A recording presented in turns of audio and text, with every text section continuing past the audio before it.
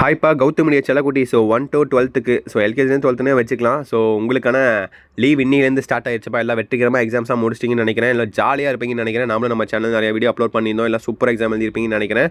உங்களுக்கான பள்ளிகள் திறப்பு தேதி என்ன? ஜூன் 1 தேதி திறந்துருவாங்களா? ஸ்கூல் திறந்துருவான்னு கேட்டிங்கன்னா கண்டிப்பாக கிடையாது. ஓகேங்களா? ஸோ அதை படி அந்த அப்டேட் படி பார்க்கலாம். அதை பார்க்கறதுக்கு முன்னாடி நம்ம சேனலை அப்படியே சப்ஸ்கிரைப் பண்ணி விட்டுருங்க. அப்படியே லைக் ஒரு 2K லைக்ஸ் கொடுத்தீங்கன்னா நல்லாயிருக்கும். லைக் பண்ணிருங்க. அப்புறம் வாட்ஸ்அப் சேனலில் ஜாயின் பண்ணிங்கப்பா. டிஸ்கிரிப்ஷன் லிங்க்ஸ் இருக்குது. அதுதான் உங்களுக்கான லீவ் அப்டேட்ஸ் உங்களுக்கு துல்லியமாக அப்டேட் பண்ணிக்கிட்டே இருப்பேன். ஓகேவா? டிஸ்கிரிப்ஷன் லிங்க் இருக்குது, ஜாயின் பண்ணிக்கோங்க. ஓகேப்பா, நம்முடைய தமிழகத்தில் பார்த்திங்கன்னா கோடை விடுமுறை ஸ்டார்ட் ஆயிடுச்சு. எக்ஸாம்ஸ் இன்னையோட முடிஞ்சிருச்சு. 45 நாட்கள் விடுமுறை. ஓகேங்களா? ஸோ சொல்லியிருக்காங்க ஜூன் 1 வழக்கம் போல் பள்ளிகள் திறக்கப்படும்.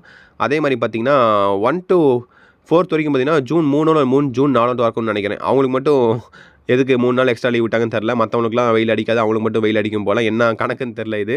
ஓகே, வருஷம் பார்த்தீங்கன்னா இப்படி தான் சொல்கிறாங்க. ஜூன் மாதம் ஸ்கூல் திறந்துடும் 1 சொல்லுவாங்க. பட் பார்த்திங்கன்னா அது அப்படியே எக்ஸ்டெண்ட் ஆகி அட்லீஸ்ட் ஒரு வாரமாச்சு எக்ஸ்டெண்ட் ஆயிரும்.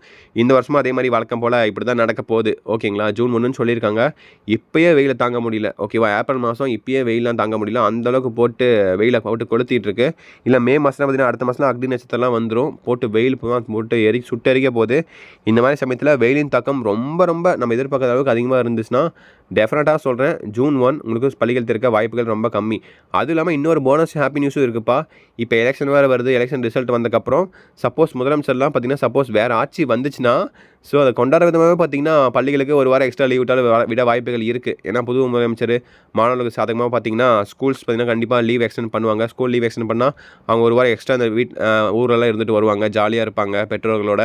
ஸோ அதை கருத்தில் கொண்டு கண்டிப்பாக சொல்கிறேன், யார் வந்தாலும் சரி, ஸோ இந்த ஆட்சி வந்தாலும் சரி, எந்த ஆட்சி வந்தாலும் சரி, அதை கொண்டாடுற விதமாகச்சு பார்த்திங்கன்னா கண்டிப்பாக அவங்களுக்கு லீவ் பார்த்திங்கன்னா எக்ஸ்டெண்ட் பண்ணுவாங்க. ஓகேங்களா? ஜூன் 1 மேலே எக்ஸ்டெண்ட் பண்ணுவாங்க கண்டிப்பாக. ஓகேங்களா? வெயிலின் தாக்கத்தை பொறுத்து.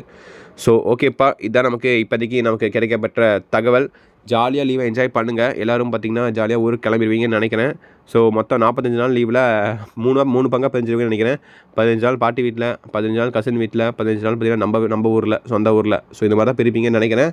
ஓகே, எனிவேஸ் ஜாலியாக இருங்க. பட் வெயில் ரொம்ப அதிகமாக இருக்குது. போயிட்டு கருத்து போயிடாதீங்க. காலங்காத்தால் ஒரு நேர்மல் விளையாட போய் பழகுங்கப்பா. ஒரு 6 மணிக்கு விளையாட போங்க, ஒரு 9 மணி விளையாடுங்க. ஸோ அதுக்கப்புறம் கொஞ்சம் ரெஸ்ட் எடுக்கலாம் நீங்கள். ஏன்னா அதுக்கு மேலே பார்த்தீங்கன்னா வெயில் வந்துடும்.